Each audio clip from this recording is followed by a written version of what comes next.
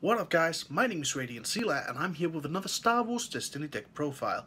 Today I'll be showing you the budget version of my UnkarTrooperDeathtrooper Stormtrooper deck. That is a red-yellow control deck based off of disrupting your opponent into submission by not letting them play the game.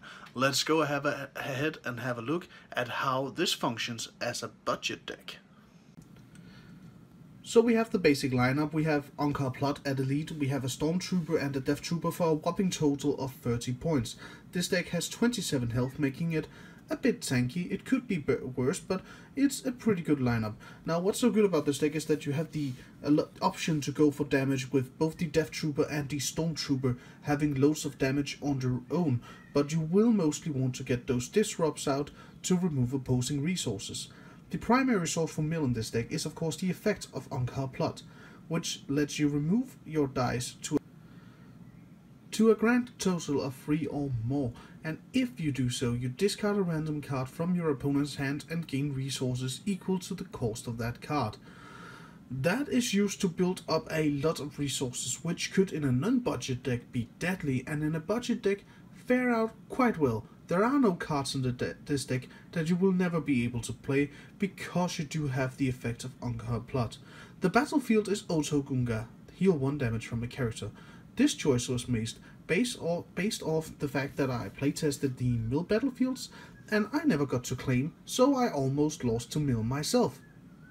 That didn't work out, so I figured why not take a battlefield that has no impact to most opponents. It doesn't hurt this deck because we're aiming for the mill victory, and it only helps this deck keep Plutt around for longer. So yeah, Auto Gunka. Diving into the events, we lead with 2 Confiscation. This is a uncommon event from Awakenings that says spend resources equal to the cost of an opponent's upgrade in play to return that upgrade to the hand. Now, as you might have already guessed, using this with Plutt is great because you knock out a holdout blaster, the opponent won't be able to play it again this turn, you discard it with Plutt and you gain 2 resources, and they won't be able to shoot you with it during the next turn. The most efficient use of any card removing is after your opponent has activated the character, so that they won't be able to roll the weapon again should they gain resources. Next are the 2 He Doesn't Like You, self-explanatory dice removal as well as electroshock. Yeah, they do what they do. They remove your dice and keep your opponent's dice and keep Plutt alive. Running 2 Tactical Mastery, again because this deck is fairly slow, you have a lot of rolling to do, and I won't be using Squad Command to quicker activate the Deathtroopers and the Stormtroopers. So what you're gonna need is Tactical Mastery to quickly punch out an upgrade like Con Artist on Plutt, and then roll him out, get the Disrupt, and hopefully trigger one of your supports. To the best defense, because why the heck not, you have a Stormtrooper and a Deathtrooper, deal 3 damage to one of those and remove 2 dice. It's a really great card, and it's only going to see more play as these, let's call them the 17-point red deck engine characters like Deathtrooper, Stormtrooper and FN 2199 Stormtrooper become more and more valuable in this game. The last event of the deck is Loose Ends. This is a great card for this deck as it mills top 4 of your opponent's deck and has Ambush. All it requires is that you remove a range die, but with the Deathtrooper itself has, what, 4 range sides I believe? Yeah, 4 range sides. And the Stormtrooper has 3, so there's really nothing keeping you from using Loose Ends to tie up any loose ends on the last turns of the game. You don't really want to play this at the early game. In the early game you want to focus on discarding, but as you get rapidly closer to winning through mill, you want to toss this down and take that step closer to the victory. Going into the, I think this should be, we're going upgrades this time. I have 2 Personal Escort, granting Guardian to the Stormtrooper or the Deathtrooper to keep Plutt alive, which is the most important part of this deck. Running 2 Price Precision as well for the same reasons. Plot this down on a Stormtrooper or Deathtrooper to remove one of your opponent's in-character dice. This is especially efficient against Palpatine decks and free dice decks like Darth Vader Raider and so on and so forth. And I believe that Vader Raider especially is worth plotting to counter as it just won Worlds. 1 on the hunt for primarily for the discard and the special. These up here, of course, you could loose ends the ranged. So actually, this has 4 sides you can do something which was pretty great. Of course, you remove the shields with it, but you don't really want that. You want to spend a resource to remove a character or upgrade dice, efficiently turning this into a low-cost electroshock, as it does not have that 2 or lower restriction. Running 2 data pads. As you can see, many of the upgrades in this deck are low cost and things that also doesn't cost a lot of money if you want to get them home, which is why this deck, of course, functions as your budget deck. So the 2 data pads are there for the special and the money making. The special says turn a die of your control to a side not showing damage. So basically you want to get some specials on Con Artist, on Cunning, or you want to get the mill sides on the hunt, and so on and so forth. Next upgrade is to Cunning. Copy a special on the field, resolve a special on the field as if it was your card in play.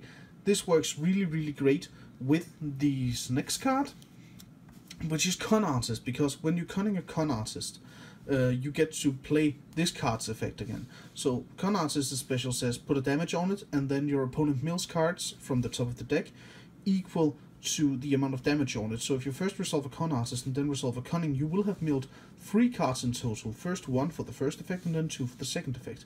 Now if you play this outright, during the first time if you get 4 specials on these and you have these in play, that's an ultimately crazy good scenario. You will have milled 6 cards for almost no playing value for you, because this doesn't cost anything with UnkarTrooperDeathtrooper. You must remember that everything here could just as well just say 0 cost. At least that is what my playtesting has shown so far. Okay, last 2 upgrades of the deck are Ascension Guns. Again, these function well with loose ends milling. They also have focus and discard to help you get into that milling, and you can use the ability of a battlefield that is not being used. And this is great, because many of the people right now are just going for battlefields that function well for their decks, but could also function pretty well for yours. And what I really want to see here is someone running Emperor's Throne Room, and then I can just keep copying that with the Ascension Gun. So yeah, that's actually what I want to see with that. Of course, it says heal 1 damage if you don't have your own battlefield in play, which is also pretty fine. You want to heal out UnkarTrooperDeathtrooper. Now going into the supports, which are the real meats of this deck. We have 2 Salvage Stand. After one of your dice rolls a resource, you may exhaust the support to force an opponent to lose 1 resource. Basically what you do is you throw this down, you roll UnkarTrooperDeathtrooper, and exhaust this to make them lose a resource, because UnkarTrooperDeathtrooper has 2 resource sides. The Stormtrooper has 1 and the Deathtrooper has 0. So basically your opponent will, if you have drawn just one of these, play with 1 resource every turn. Next card is Imperial Inspection. This card is every level of crazy that this game had to see. After one of your dice rolls a disrupt, you may exhaust this support to return an upgrade to play that costs 2 or less to its owner's hand. Basically, this bounces up upgrades and then you'll remove them with UnkarTrooperDeathtrooper or one of the discard effects. This is such a powerful card in this deck, as Plutt has 2 disrupt sides on his own, and the Deathtrooper actually does have a disrupt side as well. The upgrades in this deck also have a lot of disrupt sides, such as Con Artist, I believe it has 2.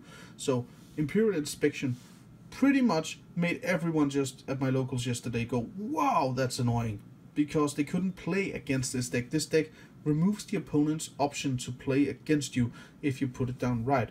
And yet it leaves a window that the loop deck does not, because the upgrade you return must be of course 2 or lower. So a 3 cost upgrade, or 4 if you have one of those in your deck, are perfectly safe from Imperial Inspection, meaning that these run out of efficiency in the late game, which is I think pretty balanced thing. And I might someday talk deeper into what I think of Imperial Inspection, but for now, the last card of the deck, a single interrogation droid. Now, what this does is, of course, that it rolls disrupt, and it rolls discard, and it rolls resources. Oh, look at that, everything you would possibly want in this deck. Also, when you activate the support, look at a random card in an opponent's hand. If it is an event, you are allowed to, you may, that means you choose if you want to, remove the die instantly and discard the card. So, you gain vision of your opponent's hand. You might not want to remove the card because it's not dangerous right now, but you know what is there. And you also have the option to roll in Disrupts. That is such a great combination for this deck with Imperial Inspection and Salvage Stand and UnkarTrooperDeathtrooper in general. So that was the deck. In a few days I will be getting the non-budget version, because then I will be getting Blackmail and Crime Lord for this deck, which will greatly empower it.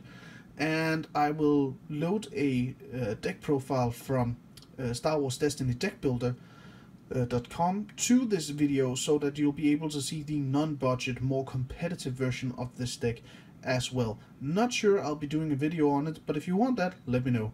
I'm RadiantXela, and here's commercials.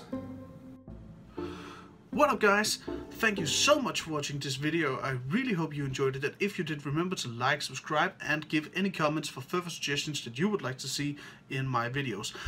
If you liked what you saw here, then make sure you go to my sponsor KelsolDK for any of your nerdy card gamey anime kind of needs. That is KELZ0R.DK. They ship internationally to every country in the world. And if you enter the coupon code RXYouTube into the commentary field with your purchase, you will get a mystery gift discount for purchasing. Again, thank you so much for watching this. Go there, get your good stuff, and I will see you all next time.